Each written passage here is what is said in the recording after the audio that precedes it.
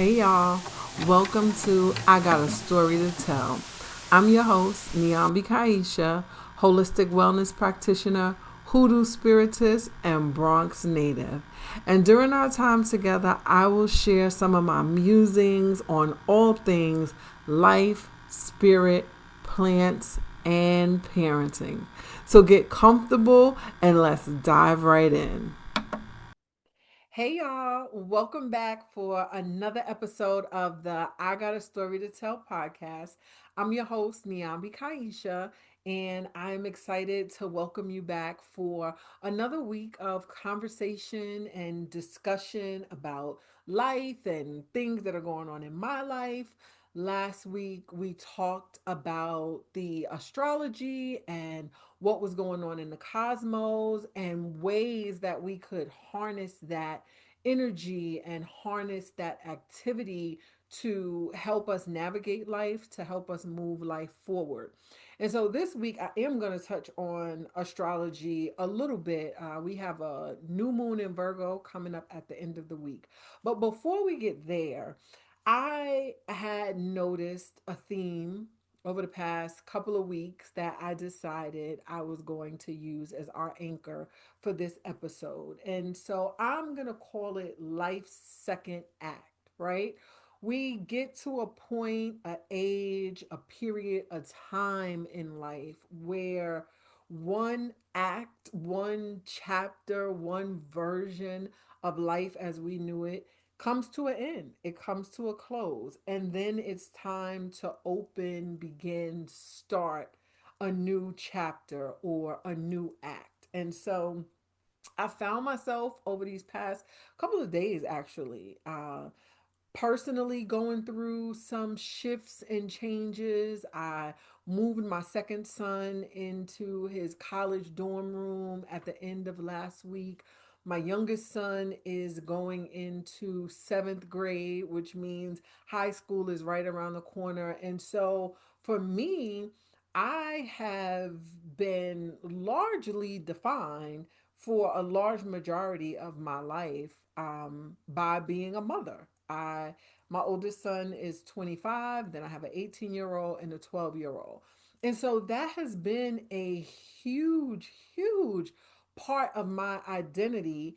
And I'm finding myself having these moments of transition. I talked about this a couple of episodes, actually, one about parenting, one when we went on vacation, when I talked about how do we use these times of transition and not feel like, my children don't need me. But this shift in transition with my children is an indicator for me that my life is changing yet again and that I am headed toward, I'm closer now than I was previously to being an empty nester, to having my children out in the world navigating their own lives. So that's one change that I went through this week. I also have been aware of my own as well as people in my life going through different health changes, and whether that is actual health changes that you are becoming aware of through testing or conversation with your doctor, or just shifts and changes that you're realizing in your own body. So, a girlfriend of mine and a colleague has recently started doing this. I don't know if you would call it a series, but she's been intentional about using her Facebook platform to talk about perimenopause and about the symptoms and about how much of it is unknown, and just sharing this information out for the number of women that may be going through this shift, change, and transition and not even exactly know what it is. So when we talk about life's second act, we're seeing all sorts of shifts, transitions, changes. And the question always becomes, how can you equip yourself to navigate these times well, to navigate these times in a way that is for your benefit, to navigate these times in a way that still continue to highlight and shine a light on the beauty of these shifts and changes and transitions. So, like I mentioned, I moved my middle son into college. Well, the night before, I was having a conversation with a mentor of mine, and the topic came up that I was moving my son in.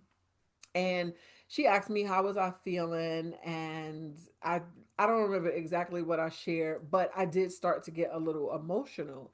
And we talked through it. She obviously created a safe space for me to share what I was feeling, share some of my nerves. And actually, what I shared with her was I actually wasn't sure why so much emotion was coming up, because I had felt really at ease with this transition. If you know me personally, you know my middle son, his name is Aiden, and he's been in an advanced school or high school advanced program for all of his high school years. So he's been taking college courses, he's been on a college campus, he's actually going into um I guess you could say into college technically, but as a junior, because as part of this high school program, he was able to take advanced college courses. He's worked for probably 3+ years now, very responsible, very much so moving himself forward.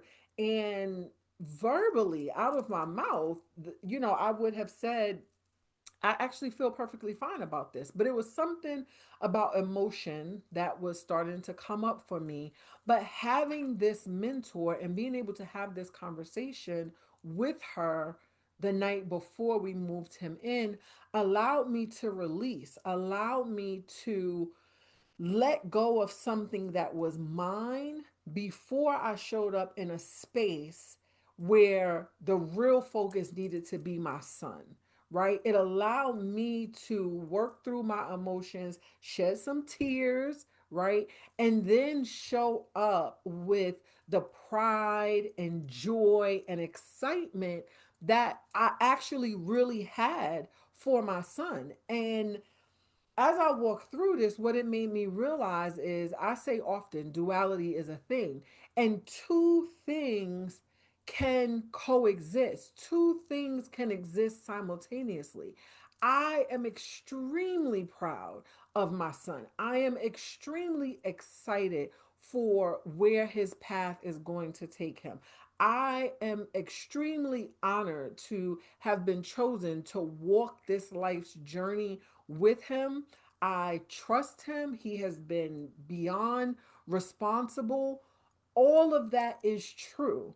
And there was a part of me that was processing through that this is the second child of three that have moved out of my home.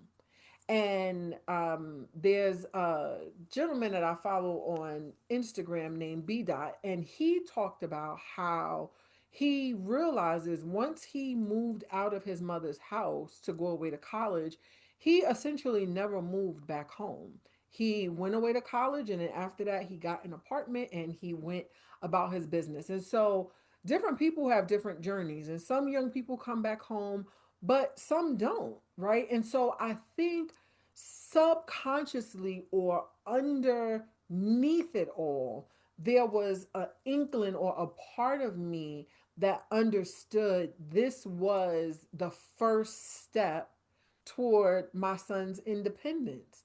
And that was emotional for me. And that's perfectly okay, right? But the question that I posed at the beginning of this was, how do you move through these times well? How do you move through these transitions well? And the first thing I want to offer is community.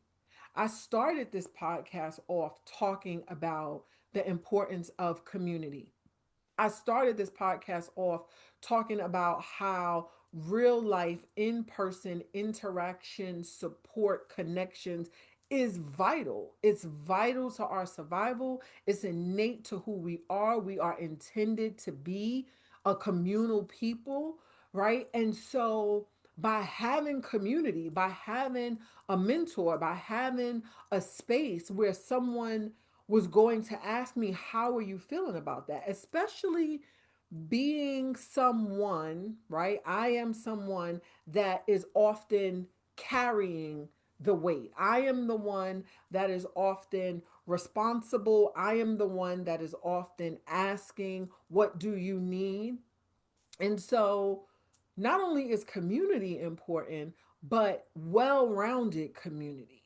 Community where you are propping up, but also being propped up. Community where you are inquiring about, but also being inquired about, right?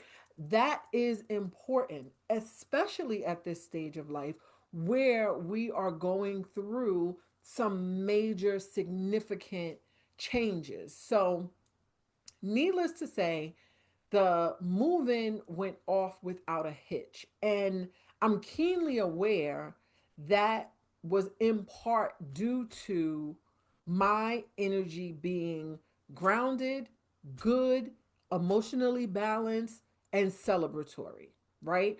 I understand the power of my energy, what messaging I'm giving off to my children, and whether they say it or not, if I'm calm, they're calmer. If I'm anxious, they're trying to figure out what's going on. If I am desperate or fearful, they, especially because they're getting older now. Now, when they were younger, they may have just met anxiety with anxiety or fear with fear. But because they're getting older now, they are shifting to a place of having a desire to make sure I'm okay, having a desire to protect. So if I am anxious, they're trying to figure out what do they need to do. If I am fearful, they're trying to figure out how to protect. And none of that needed to be present on this day of celebration for my son. So that's just one example of how do we move through these transitions. One, being okay with naming it, with identifying that this is a big deal. My children are moving out, they're moving on their own. They're going to go forth and have lives of their own. I don't know exactly what that'll look like for me. I'm still trying to figure it out. Like, what does life on the other side of primarily being a parent look like, right?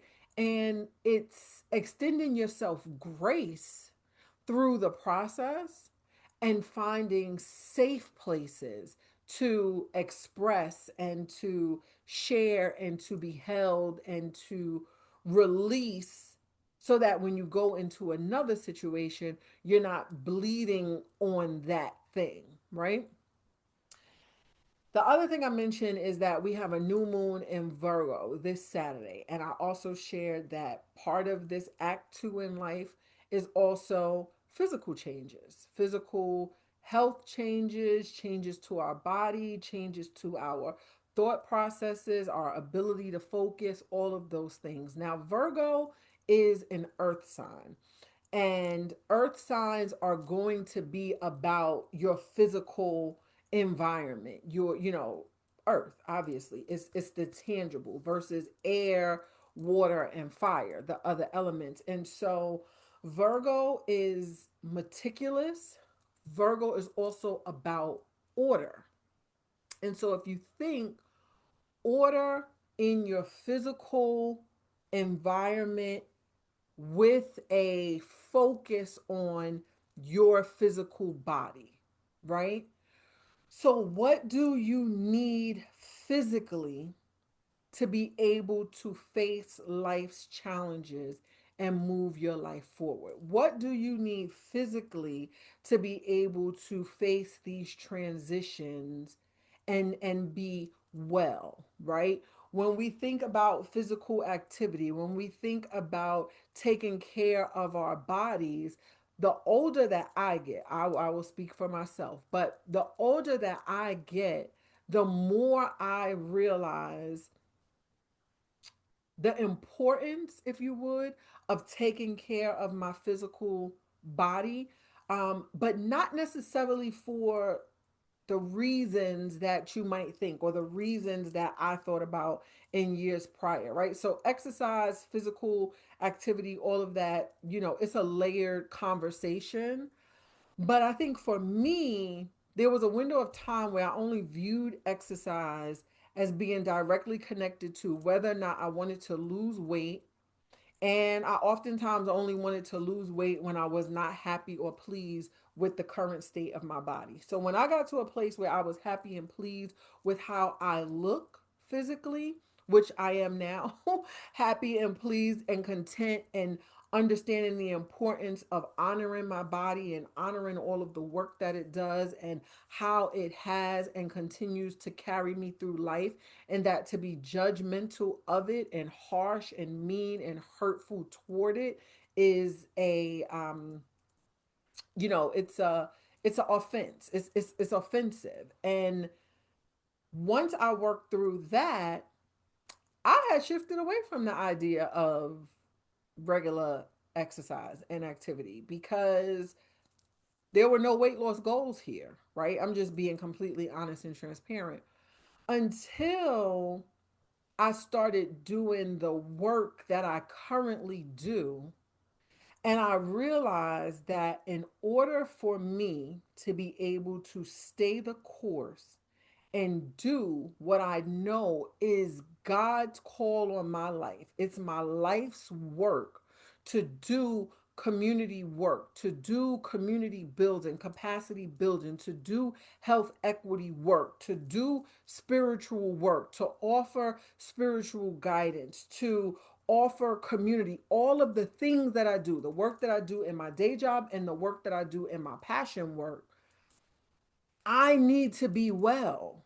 And that was a mindset shift for me. It was less about what I look like or what clothes I can fit in, and more about, do I have the endurance? Do I have the wherewithal? Do I have the energy? Do I have the clarity of mind to be able to make the decisions that I need to make, to be able to lead the people that I need to lead, to be able to pour into the individuals that I'm called to pour into? And for me, it turned the whole thing around in terms of my well-being and why it is imperative for me to take care of myself internally, externally, for me to release stress, for me to make sure that I'm drinking water, get in physical activity outside, in the sun, in the grass, because there's no way in the world I can do the work that I'm doing, operate at the level in which I require myself to operate. I require Niambi to operate at a high level. And there's no way I can do that if I'm exhausted, sluggish, my digestion isn't working good, my feet hurt, my back hurt. There's no way. There's no way. And so for me, if you know me, my entire purpose in this season is to live out my life's work, is to live out my life's purpose. When I talk about a second act, that's exactly what this is. And that's also, thank you, it's connecting for me. My first act was about being a mother. That was my first act. If you've known me for years, my girlfriends, I have one girlfriend that we go back to junior high school, and she remembers when I used to say, I want to have six sons, I want to have six boys. I knew I wanted to be a boy mom, and I knew I wanted to have multiple children. I ended up with three, right? So not so bad, but that was clear to me. And therefore, I spent a large majority of the first half of my life mothering and being a mother, mothering and being mothered, right? So because if you think about it, I've shared I lost my mom 5 years ago now, which was the second half of my life. Not to say that I'm not continuing to be mothered, right? I'm just clear that she's mothering me from the ancestral realm, right? Which also ties into the clarity around what my work is in this season. My work in the first half of my life was a very physical, tangible mothering of these boys, and I was physically, tangibly being mothered by my mother. And now, in this second act, My mother is able to provide guidance, resources, directions from the spirit realm that will help move me through this second act and reach this purpose and reach these goals, right? But it requires my well being. And so when we enter this second act, things start changing. Things start changing in our bodies, how we feel physically, our mental processes, clarity, mental fog, your vision, your eyesight, right? And so, again, how can you move through this well? The first piece of advice I would give is have a baseline. Have a baseline, and that could look like going to your doctor, getting some baseline blood work, knowing where your starting point is, and then have a baseline purely for how you feel, right? Do you have pain in your back? Is it achy? Is it your joints? Is it where is it, right? And keep track of these things. And then build community that will support you with going where you want to go, with heading in the direction that you want to head when it comes to your physical wellness, your holistic wellness, your physical being, your mental health, right? I mentioned a colleague that is sharing about perimenopause. Now, I had heard about menopause and premenopause, and just recently I became aware of perimenopause, which is apparently its own complete, distinct, um, condition, for lack of a better word.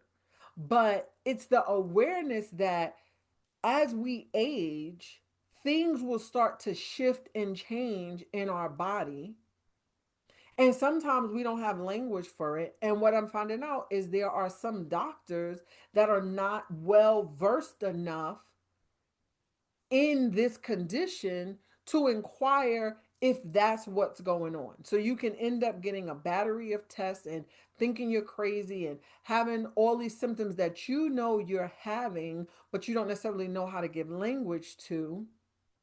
And you can have a medical provider that, doesn't believe you, isn't hearing you because they don't know.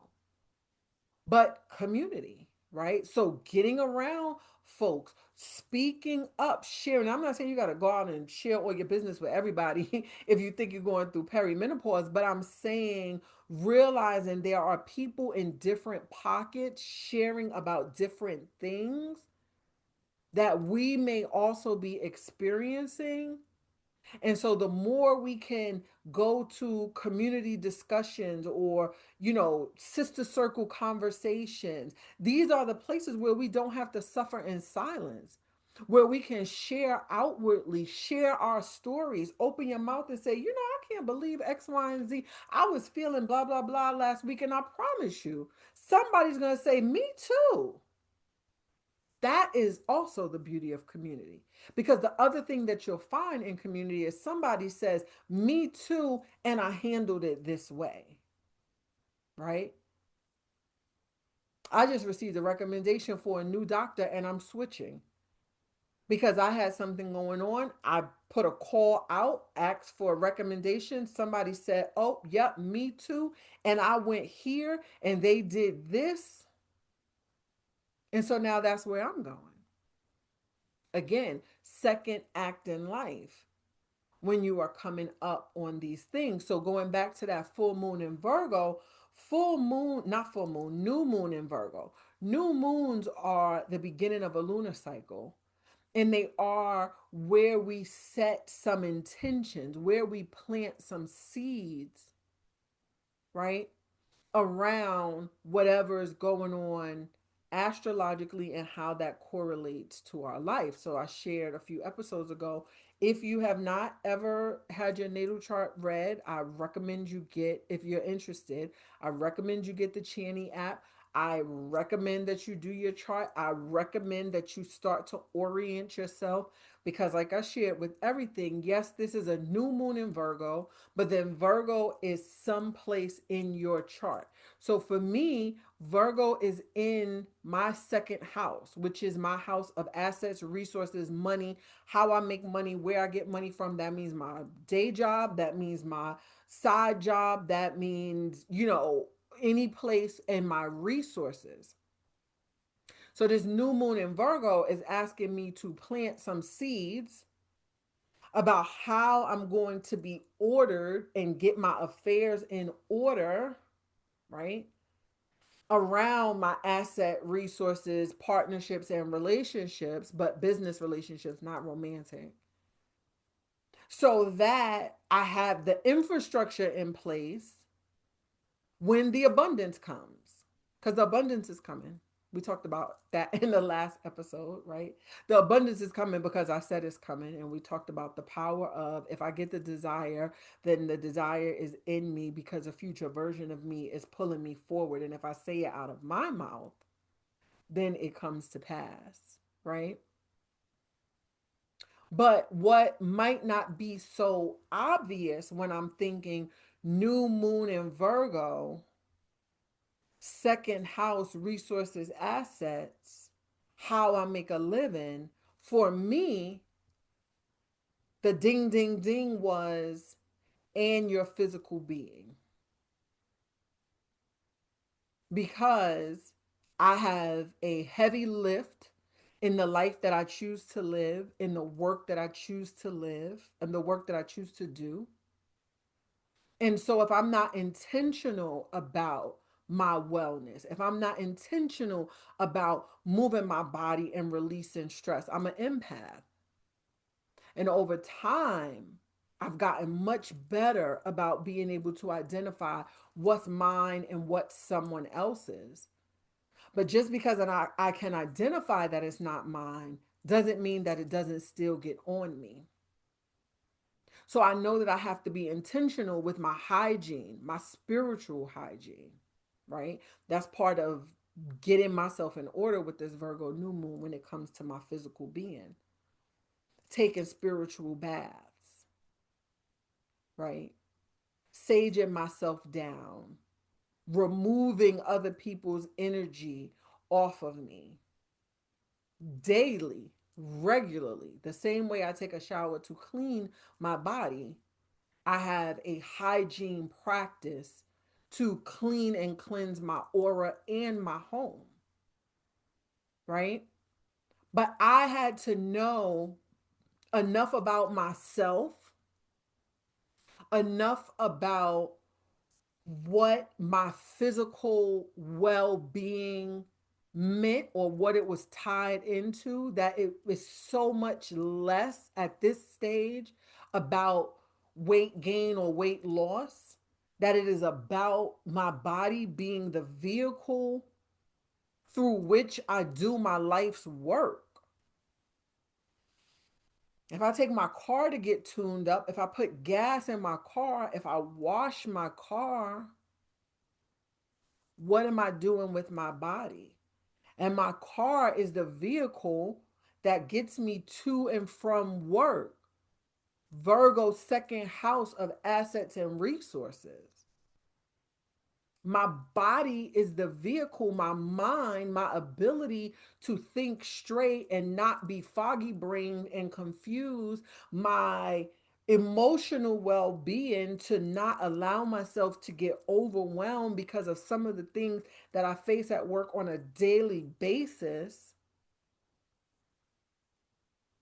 These are also the vehicles through which I do the work that I do, right? Or no, my body is the vehicle. These are the equivalents of tune ups and service checks, right?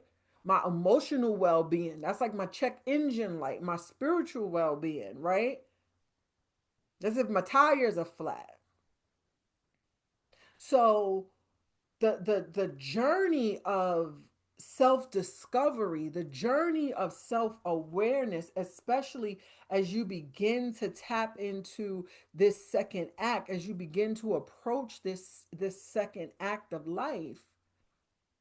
Self awareness and self discovery are going to help you fine tune what it is that you would need for this leg of the journey to be able to do this leg of the journey well, right? And it's the acceptance that how you viewed something before can, will, and probably should shift and change.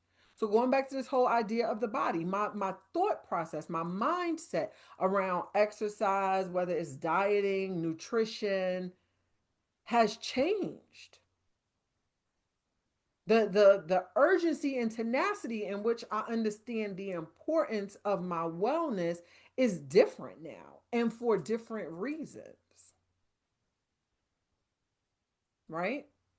So again, I often talk about tools. What are your tools? And the tools that I've used to arrive here include journaling, meditation. I'm going to come back to meditation. I did a powerful meditation this morning, but journaling, meditation, breath work, the ability to breathe,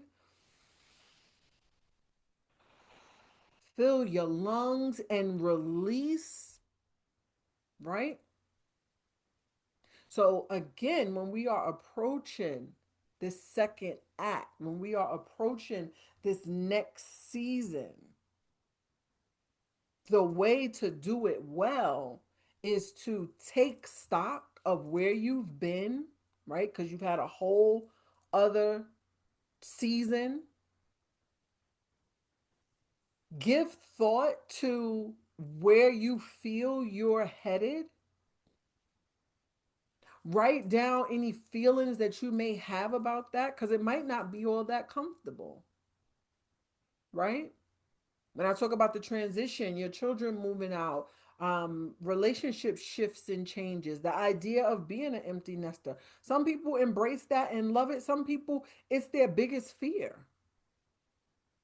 So allow space for whatever it is that you feel. Nobody's saying you have to be excited about this second act out the gate, but we're going to work on getting you there. We're going to work on getting you to that excitement, right? So reflect. Think about where you want to head, and then what are you carrying that can't go? What are you carrying that served you well in Act One, but it cannot go to Act Two? So, the meditation that I did this morning was all about that. And it was actually in the context of releasing old spirit guides that have served me in a previous iteration of my life and welcoming in new spirit guides that can help move me toward where I'm going, that can help provide the guidance, the insight, the things that I need for where I'm going. So actually, I'll share this book. This is the book I was reading, this book, Act Your Guides. And in this book, she also shares where you can find meditations for certain sections. And so the section that I was reading was about welcoming new guides, new spirit guides, new, you know, if you work with the archangels, if you work with your ancestors, if you work with ascended masters, whatever um, guidance and direction that you receive from the non-physical, is understanding that those guides serve you for that season, right? Those teachers, when you're in third grade, you have a third grade teacher. But when you get to seventh grade, if you are still learning from a third grade teacher, you're going to end up falling behind. You need a seventh grade teacher. Now, maybe when you're in third grade, by the time you get to fourth grade, you begin learning from your fourth grade teacher, but there may be some things that your third grade teacher can help still support you with. She knows you well. Y'all spent the whole school year together, maybe even by fifth grade, right? Like when you're in elementary school, fifth grade. I remember when my son was in fifth grade, all of the fifth graders used to like to go down to the third grade class because now they were the older kids. And so sometimes their teacher would let them come and hang out with them, hang out with her in the morning before class started, and they could help out with the third graders, or they could help their third grade teacher out with like cleaning her room up. So that relationship still made sense and was serving in a way, even though it had evolved from when he was actually in third grade. But by eighth grade, all he really might need to be doing is stopping by his elementary school to say hi to all his teachers. You know what I'm saying? By eighth grade, he needs new teachers. And by eighth grade, he needs an eighth grade teacher, and he may start tapping into some ninth and 10th grade teachers because we want to be moving this way, right? And so, this meditation this morning allowed me and welcomed me to do a body scan, to reflect on all of the past seasons and experiences and all that my body has carried me through, all that my mind has carried me through, and all that my guides have guided me through. And then I gently and lovingly released them and welcomed in new guides, new resources, new supports that can see where I'm headed and can gladly help me and provide community. It's another form of community. Okay, I'm an intuitive person, so my intuition speaks to me, but my guides support me through that. My guides support me through, you know, insects, animals, signs, synchronicities. And I'm headed someplace different now. So I need guides that can support me for where I'm going. So, how do we do this second act well? We think of it holistically. We think of where we've been, show gratitude and appreciation for that season, for what it was, with an open heart, willing, ready, and able to release it, let it go, and then change our focus, take our gaze forward, and be prepared or begin preparing for where we're headed, building community for where we're headed, strengthening our physical body for where we're headed, planting seeds in the new moon of the lunar cycle for where we're headed, and then believing that every desire that we have for where we're headed also comes with the guidance and support, perseverance, wherewithal for us to get there. Okay?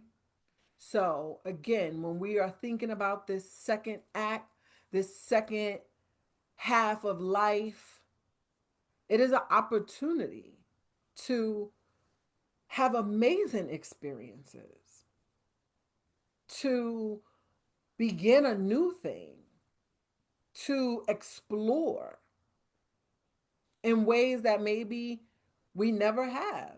And not that that's a bad thing. Like I said, my first half, my first act was mom, was mothering. And that also meant there were certain ways in which that I wasn't able to explore, experience, do, go, be. But now my acceptance of the shifts and the changes, my seeing the beauty in my children growing and evolving,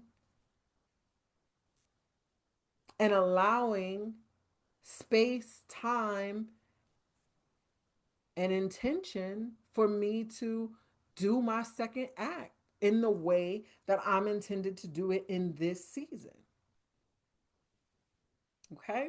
So, I welcome you. I encourage you. I offer you to think about it, reflect. This new moon will be on Saturday, August 23rd. Okay. And again, it's in Virgo. Check your chart, see what house Virgo is in, see what this new moon is asking you to make sure you have a good foundation for. Make sure you have all of your ducks in order and things in place. Because in September, we go into eclipse season. And eclipse season is fast moving energy, right? I talk all the time. I used to talk to a girlfriend of mine about being ready for what you ask for. You have a lot of people that will say, I want this, I want my business to boom, or I want this. And then they get like one big contract and they don't have the infrastructure to produce, they don't have the infrastructure to provide on this scaled up level. This new moon in Virgo is saying, get your infrastructure in order, get your foundation in order in whatever house that it may be. If you have this new moon, let's say in your house of partnerships and relationships, if you're asking for a new romantic partnership, make sure you've cleaned up all the muck and mire of your past relationships. That is getting your foundation in order so that you can receive what you're asking for. If you've asked for a promotion at work or a new job opportunity or expansion of your business, do you have the infrastructure in place? Right? Maybe at your current job, you're able to, you get off at a time where you can pick your child up from school. They don't have to take the bus. If the job you're applying for requires you to work late, start working on transportation for the baby now. Like these are the like real life examples that I try to give when we talk about astrology, because getting your stuff in order for this new moon does not have to be a very esoteric thing. The fact that this new moon is in Virgo signifies it's a very practical, grounded earth sign thing.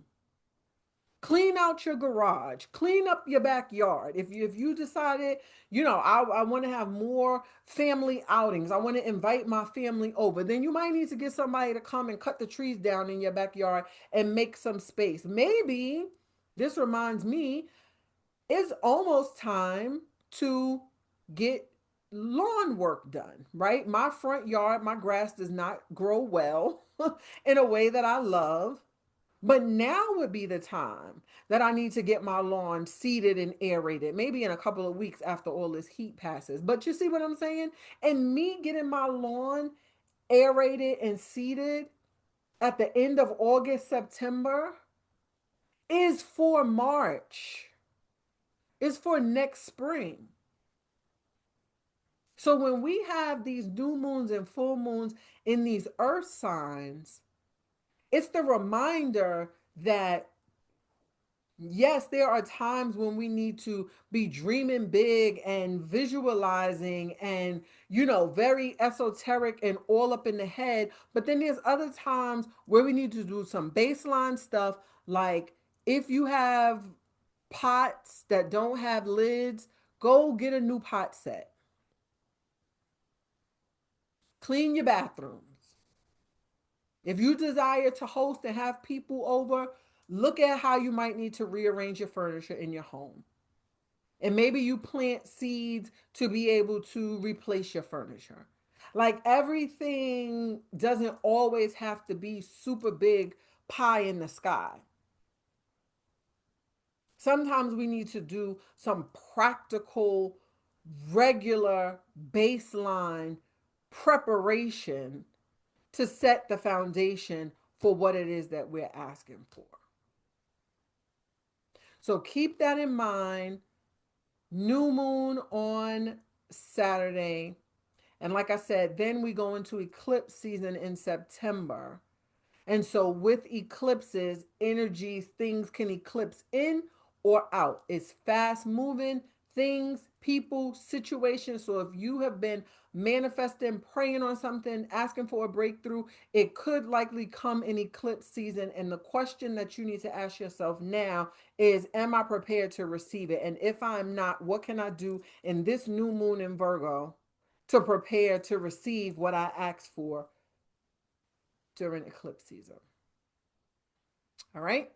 So y'all take care, and we will be back next week. And I will have my hair tied back because I've been fiddling with this braid all episode. But love y'all. Have a good one. Bye.